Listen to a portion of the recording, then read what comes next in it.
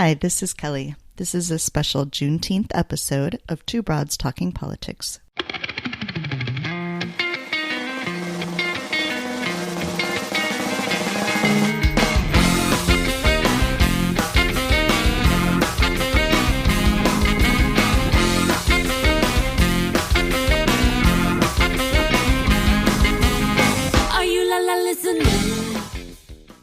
On June 19th, 1865, nearly 2.5 years after the Emancipation Proclamation, Union Army General Gordon Granger formally announced in the city of Galveston, Texas, that all slaves in Texas were now free.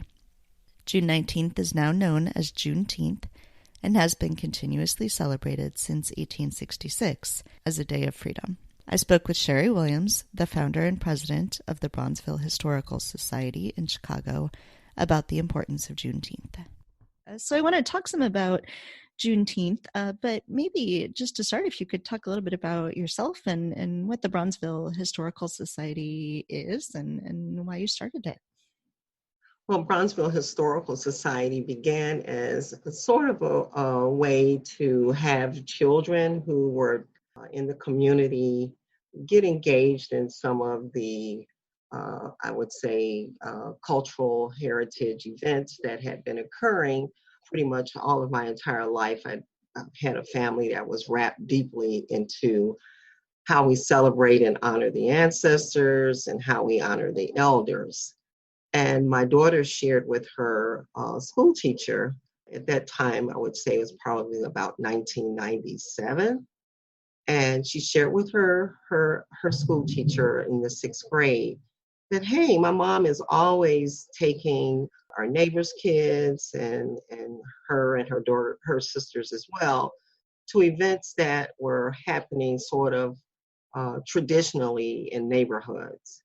And many of those traditional community events would be hosted by my mom, who was one of the first female Black DJs in Chicago. So with her having these huge Macintosh bulb, hot when you touch it, if you decide to dare to do that, she would take her system around and sort of DJ impromptu parties in backyards or in community spaces, at churches, you name it. And these cultural events would be wrapped around the heritage of cultural practices that Blacks had been doing for her lifetime. My mom was born in 1933 in Inverness, Mississippi. And so she shared with me just really how she had learned the rich history of how cultural events were shaped around the emancipation, around, we call it Grave Decoration Day, which is Memorial Day. And so I thought it neat to sort of pass this down to my own daughters, just pretty much repeating what I had learned through the years from my mom and my grandmother. And one of those events was Juneteenth. And although I never understood the significance of it meaning, say, June the 19th, I looked at this cultural celebration as one, the time that I could eat all the watermelon and all of the homemade ice cream. So it didn't matter to me as a child, the heritage or the history around this cultural event. I just knew that this was the time that we would see so many elders and so many cousins and would have a time to play and just sort of gather around history and family. I think I was probably in my 20s when my grandmother shared with me the need for me to escort her to an event at that time it would have been Allen Temple AME Church, which was then the oldest African Methodist Episcopal church in the city, so far as structure-wise. And they held each New Year's Eve watch service. And the watch service, of course, was in anticipation of Emancipation Day, which would be on January 1st. And so we know Emancipation Day, January 1st, 1863. And so my grandmother's church had a long tradition of having this watch service replicating what those enslaved men and women had done when they were anticipating freedom to rise up on New Year's Day of 1863. So, it took a little while, me as a child, to really understand these deep cultural events that were happening. And again, I was, very much an adult before I really understood the significance of these things that we kind of, as kids, get dragged into. And so I began to replicate those cultural experiences, and hence I began deliberately hosting Juneteenth celebrations in Bronzeville in about 1999. Yeah, so I guess I wasn't the only one who didn't know the significance of it. I mean, I'm coming to this much later. It's only been the past few years, I think, that I had even heard the term Juneteenth and sort of realized what it was. And of course, a lot of people this year are hearing about it. More people are talking about making it a state or a federal holiday. And of course, there's the terrible Trump decision to hold a rally on Juneteenth that was later changed. But what do you think we can and should be doing to teach more people about the significance of the date, and how were the ways that you celebrated it, once in the late 90s when you started celebrating it and teaching people more about the significance? What do those celebrations look like? Well, there began an emergence of more contemporary practices at the time I started hosting events in public spaces. And in the sense of contemporary practices, I would say that we would bring in local drummers, or we would also pour libations. And so this is an African cultural practice where you're actually pouring water or some kind of libation. At the same time, you are calling out the names of your ancestors.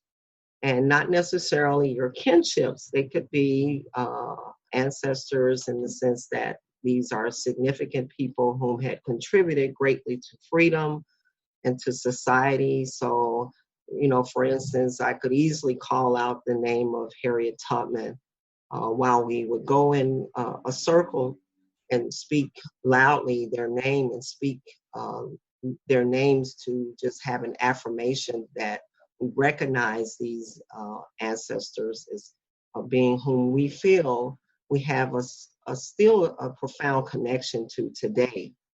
So imagine that young people would then have to maybe ask questions about, well, whom is it that I can call out? And certainly that's how I learned about my great-grandmother, my great-great-grandmother, my great-great-great-grandmother, because here was the opportunity for my mom and my grandmother and my aunts to tell me about those who had come before me.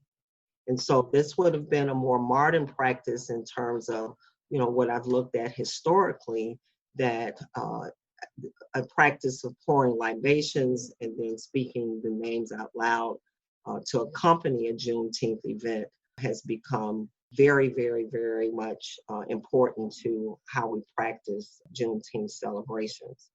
But, not to say that we've abandoned that ice cream making or eating watermelon or having dances or even participating in, barbecues. And I remember fondly seeing a cousin of mine who certainly would use the opportunity of having a huge gathering of family and friends and community. And this would be the time that she would peddle the things that she had made. It would be jewelry, or it would be, there was a deodorant made by one local Black company called the Fuller Company.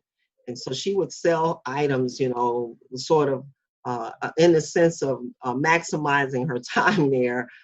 So she would peddle and earn her some money while we were here for the purpose of Juneteenth. She had an opportunity to peddle her works.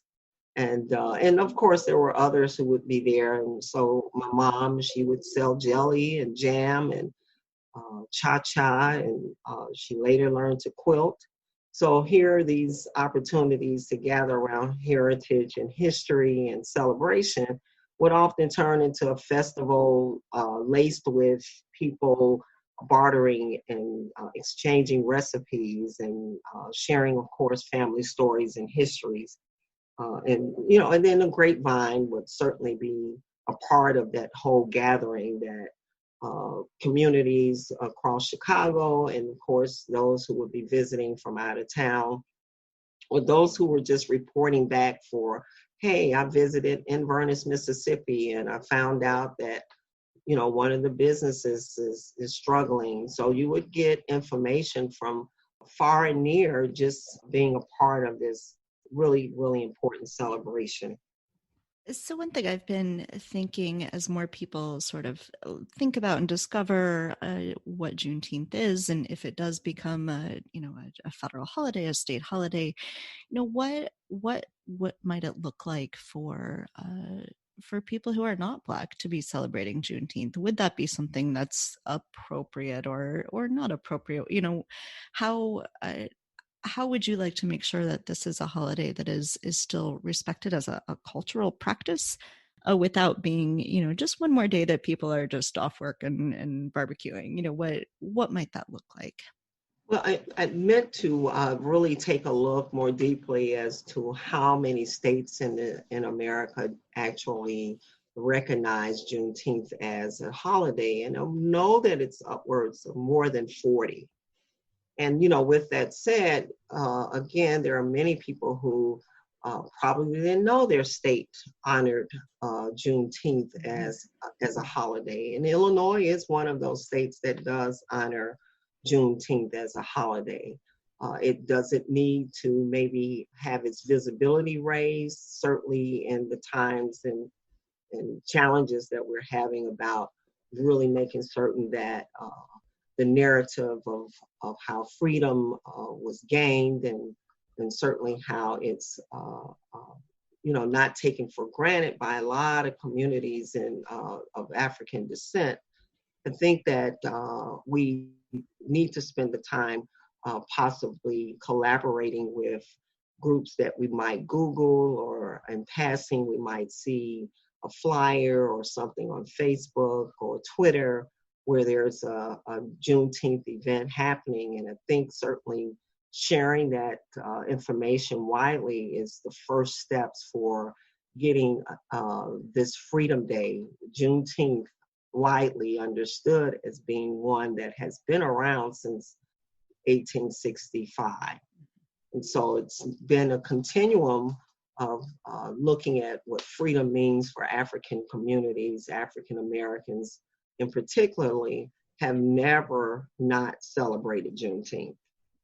And so for communities outside of those of African descent, I think if they took a look and see what their state's position is, if their state does not have Juneteenth as a holiday, certainly we can advocate and make certain that that's something that's promoted to be a part of the narrative for the United States history, and speaking in terms of its significance and importance.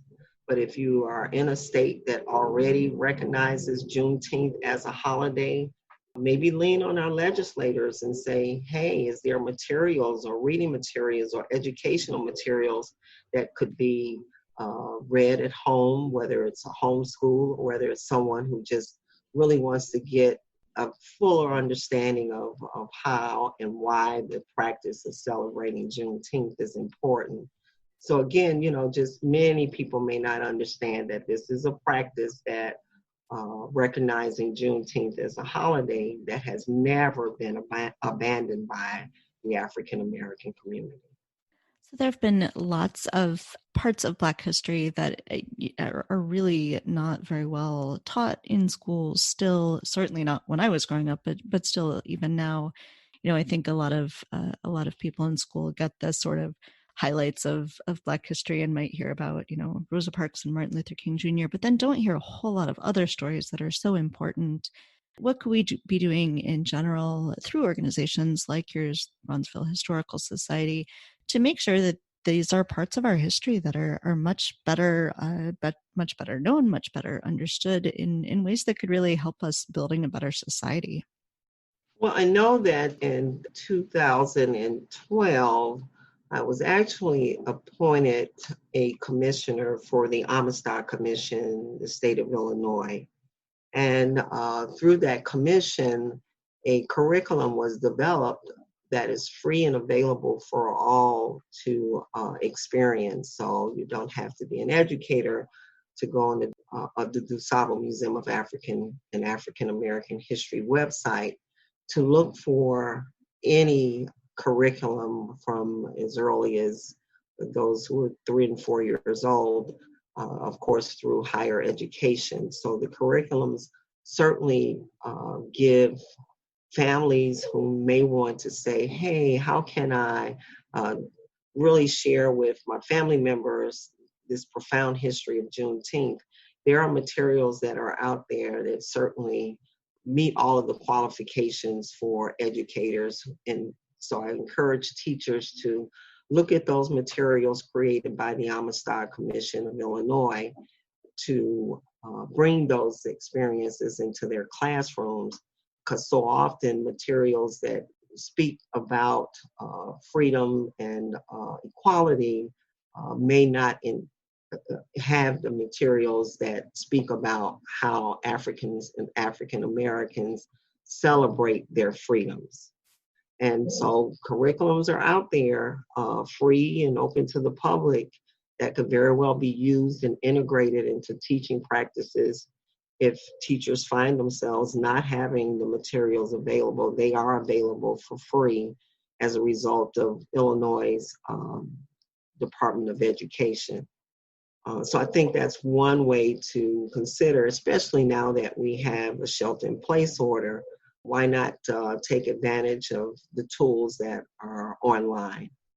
Yeah, that's excellent. And I can link to those in our show notes. And I hope that people who live in Chicago, if they haven't been to the DuSable Museum, when I don't know if they're open right now with shelter in place, but when they reopen, I hope that people will go there. It's just a really wonderful, wonderful museum. Absolutely. So, what are you anticipating this year in celebrations for Juneteenth? With both pandemic and shelter in place going on, but also so much going on with Black Lives Matter protests. What might Juneteenth look like this year? Well, of course, we will continue as Bronzeville Historical Society, look at some of the digital platforms where we've found out through numerous emails, a number of events are going on virtually. And the one that I probably would spend some time with is one that's being hosted by Montpelier. And Montpelier is the home of President James Madison in Orange County, Virginia. I had, through listening through oral histories, traced a number of individuals that my mom and grandmother and aunts had shared with me who were a part of our life. And 30 years later, I was able to actually trace our family history to the plantation of President James Madison. So I am a descendant of the enslaved population of Madison's plantation. And so I've just received an invitation to participate in a virtual Juneteenth celebration. And I encourage those who will be listening, certainly that's one way to find out which communities that are nearby you, and especially for myself connecting with the community in Virginia. Here's a great way to find out who might be participating in events when COVID is long gone. That's a great way to segue to what you could do in the future to participate, in a live Juneteenth celebration. Take a look at some of those virtual events that are happening. And the one that I'll participate in, again, will be one that's hosted by Montpelier. And I know that they've scheduled a drum call.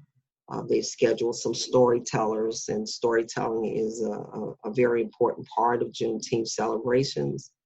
And I'm almost certain that they'll also have some singing and some dancing as well. So I encourage anyone who while we're in shelter in place, look at some of the virtual celebrations that are happening. And I highly recommend those who are listening to take a look at Mount Pilier's virtual Juneteenth celebration.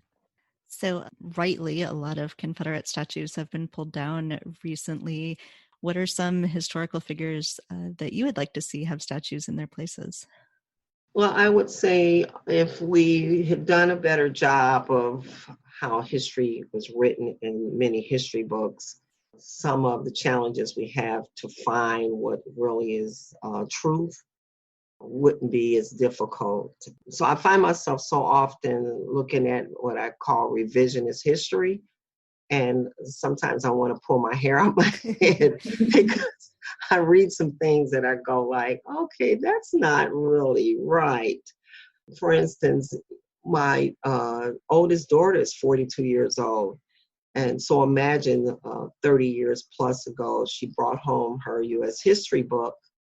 And rightfully so, Abraham Lincoln had 4 pages. But then the page that preceded Abraham Lincoln was all of a paragraph that explained slavery. And it's impossible to explain slavery in one paragraph. 400 years of enslavement and, of course, Jim Crow and fear and all the other taxes that was used to keep those of African descent in bondage. I just was very furious about the fact that whomever had put together this U.S. history book left out an opportunity that they could have spoke more broadly about slavery beyond this paragraph. So I think that anyone listening and really in light of everything that's going on now, immerse yourself in things that are written by Black people whom have credibility, whom have high remarks by educators, whom have things distributed and available to the public that can be torn apart and reviewed and examined, because, not to say that everything is written is an entire truth, but I think this is the time in which we have to find our shelter in place is a useful tool for us really taking a look deeply at the history of how Blacks in America and slavery has been written. And so much of it is jaded or twisted or omitted or intentionally distorted. I mean, I could go on, but I'm finding that, as I've been home, more and more references to, I would say, pieces that have been looked at, in a historical lens that is more clear than in the past, those things becoming more and more available for us. So the information is out there. And, and of course, ask your friends. So that's why I'm so happy, Kelly, that you invited me to speak about the limited knowledge that I have about this fantastic over 150-year celebratory event, because it takes friends saying, hey, I want to ask those who might participate in things that I've never experienced, what's it like and what has shaped it. And, for me, just hearing my grandmother in terms of talking about her own truth. And so there are alternative truths, I guess you would say, to what we've heard. And much of it is glaring right at us. So the information is there. I just pray that we all grasp hold to truths. If people would like to find out more about the Bronzeville Historical Society, how can they do that? Oh, I would love to hear from everyone. Certainly taking a look at Bronzeville Historical Society.wordpress.com. Our website is a portal for you to see the artifacts and documents and memorabilia that we have in our holdings. We are transitioning to, of course, using more tools online to give people just a glimpse of what we have in our archives. So in the coming weeks, we expect to showcase more than 100 images that chronicle those who came during the Great Migration, so that more than 500,000 Blacks who left the South between 1916 and 1960. So many of them landed right here in Chicago. So our archives have thousands and thousands of images of those migrants. And most of them were acquired through our acquisition of the Jackson Funeral Home records. And Jackson Funeral Home opened in 1865, and they were the longest and oldest running Black funeral business based here in Chicago. And they closed in 2011. We acquired those records, and some are fragmented because of damage and mold and things like that. But certainly the 140,000 plus records that we have that chronicle the migration of Blacks to Chicago are open and available for folks to take a look at. So we now have I guess you would call it a surname database of funeral records that we have in our holdings, but we imagine in the coming weeks to put physical images up, photographs of those that are, images of those who are in our holdings. And those images would date from 1921 into 2011. So follow our website closely. Excellent. Well, Sherry, thank you so much for taking the time to talk with me today. I'm always excited to learn more about history. Shocked and saddened that I didn't learn this the first time around when I learned American history, but I'm glad to have the chance to now. Oh, well, thank you. Thank you for the invitation, and let freedom ring. Thank you for listening to Two Broads Talking Politics, part of the Dimcast Podcast Network. Our theme song is called Are You Listening? Off of the album Elephant Shaped Trees by the band Immunuri, and we're using it with permission of the band. Our logo and other original artwork is by Matthew Weflin and was created for use by this podcast. You can contact us at twobroadstalkingpolitics@gmail.com or on Twitter or Facebook at Two Broads Talk. You can find all of our episodes at twobroadstalkingpolitics.com or anywhere podcasts are found.